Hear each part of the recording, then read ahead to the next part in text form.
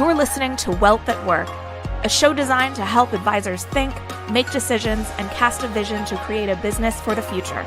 Hosted by financial planner, author, speaker, and CEO of Advisor2X, Ross Marino. Welcome back, Jamie. How's it going today? It's going well, thanks. Glad to have you on the podcast. And of course, happy that you're once again going to be speaking at Wealth at Work.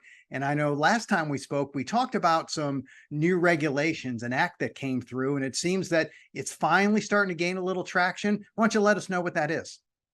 Absolutely. The Consolidated Appropriations Act, also known as the CAA, was about 6,000 pages, the largest piece of legislation that's been signed, actually. And about 200 of it had to do with healthcare and adding transparency to the healthcare market.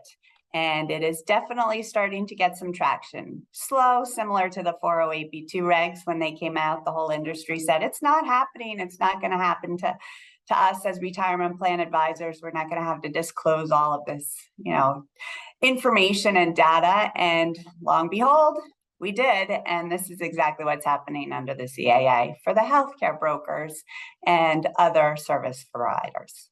When we started chatting about it and you mentioned it, I had to check myself because I wondered, was it a slow adoption and it just wasn't happening as quickly as people hoped? Or have I just not been paying attention? And you said, no, that's actually not the case of paying attention. It was a little slow, but now you're starting to see that it's picking up pace.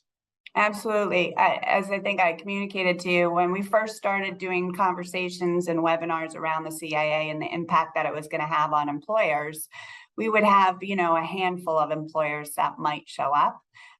This week alone, we had 200 employers attend a webinar focused on the CAA and the impact that it was going to have on them. So they are definitely starting to understand that there's a new sheriff in town, so to speak, called the CAA, and that the potential for expensive casualties for not fulfilling their fiduciary duties could be real. So they're starting to wake up.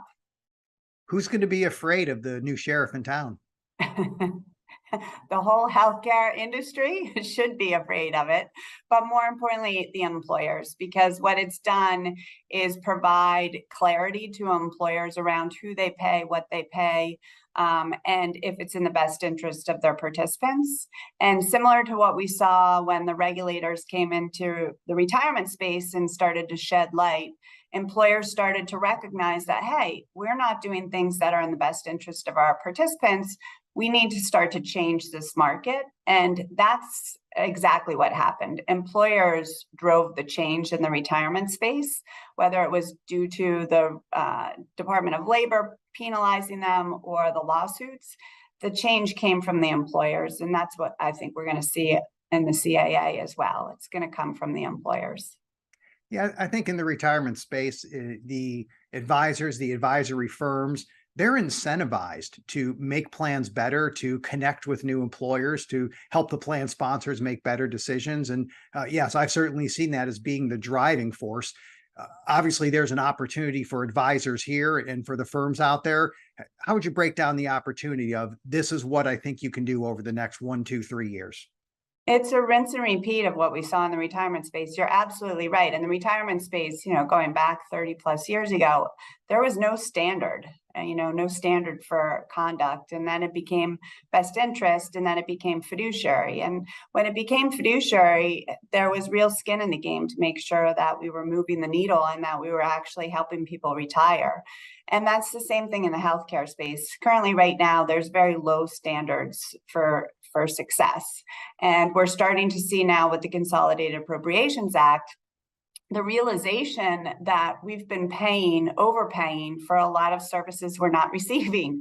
And when employers start to understand that they can have cost containment and better efficiencies, it will drive the market to change the standards. And because ERISA is overseeing both the healthcare and retirement space, and now the healthcare has transparency. So, advisors can get in there and really see what's going on. The fiduciary status will come to the healthcare space. So For me, I think advisors have a massive opportunity. We know this play. We know exactly how to set up a fiduciary process. We know how to adhere to it, and we know how to document it. It's all that they need to do in the healthcare space. The players are different. Some of the lingo and language is different, but in general, it's the same play. Yeah, I guess if you have experience as a fiduciary, it can turn into, once you know the details and you know the language and you know what the process is, it's going to be rinse and repeat. Now, are there companies out there that are starting to do this? Or I'll just pivot. I was looking at One Vision. I was on the website. I'm pretty sure that's what it's about. Can you tell me about that? Sure.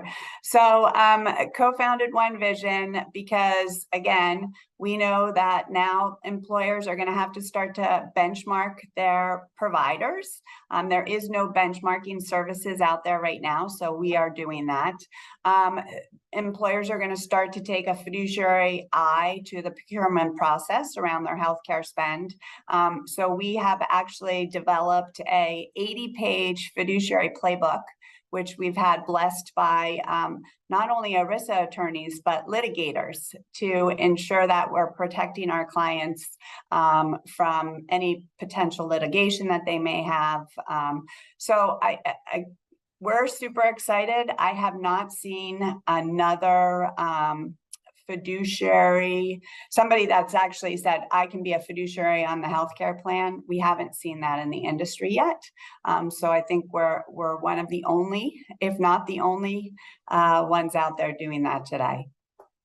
That's exciting. So congrats on the launch. I love when I go to your LinkedIn profile, there's just seems to be something new popping up all the time. It's like, oh, what's Jamie doing? Right. We try to be where the puck is going, not where the puck is, right? No doubt about it. Well, I'm looking forward to the session at Wealth at Work. I know the advisors will benefit if they go to it. Jamie, we'll see you in October. Thanks. Have a great day. Thank you for listening to Wealth at Work. The information covered and posted represents the views of the guests and does not necessarily represent the views and opinions of Advisor 2X. The content has been made available for informational and educational purposes only. The content is not intended to be a substitute for professional investment advice.